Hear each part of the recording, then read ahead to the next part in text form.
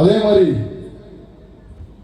இப்போ இருக்க எதிர்கட்சி மாவட்ட காஞ்சி வடக்கு மாவட்ட கழக செயலாளர் ஒருத்தர் இருக்காரு.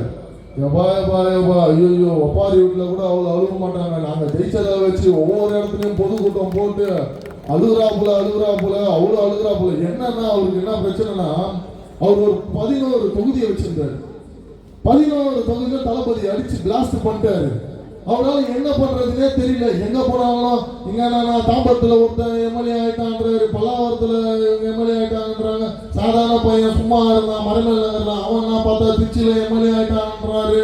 கண்ட மெலிக்கு ஒரு பேச்சு. அவருக்கு அவரு வேணா எங்க தலைவர் அவர்களை வந்து சாதாரணமா இடம் போட்டு அவன் என்ன ரசிகன் தானே நடிகன் தானே கொச்சையா பேசி எவ்வளவு கேவலமா இழிவுபடுத்த முடியுமோ அன்னைக்கு இழிவுபடுத்தினார். இன்னைக்கு சட்டமன்ற உறுப்பினராய் ஒரு அமைச்சராய் அவங்க அமைச்சராகவும் மதிக்கிறதுல சட்டமன்ற உறுப்பினராக மதிக்கலாம். அவன் இவன் கண்ட மணிக்கு பேச அவர் மட்டும் இல்ல, அவரு கீழே இருக்கிற அவரை பார்த்தே வளர்ந்த அந்த எம்எல்ஏ முன்னாள் சட்டமன்ற உறுப்பினர்களும் அப்படிதான் இருக்கிறாங்க. இன்னைக்கு ஆழ்ந்துட்டு இருக்க அந்த மேயர் அவங்களும் அப்படிதான் இருக்கிறாங்க, மாநகராட்சி மேயரும். முதல்ல அவருக்கு இந்த நேரத்துல ஒரே ஒரு விஷயத்தை நான் சொல்லிக்க கடமைப்பட்டிருக்கேன்.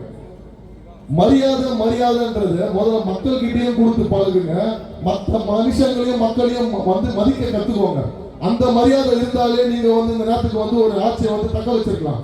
உங்களுக்கு மரியாதை என்னன்றதும் தெரியாது, மக்கள் என்னன்றதும் தெரியாது. அதனாலதான் இன்னைக்கு வந்து இந்த ஆட்சியை நீங்க வந்து விட்டுட்டு இவ்வளவு அவஸ்தப்பட்டுட்டு அங்க மீட்டிங் போட்டு கதறிட்டு இருக்கீங்க. அவருக்கு இப்போ இன்னொரு பயமும் கூட.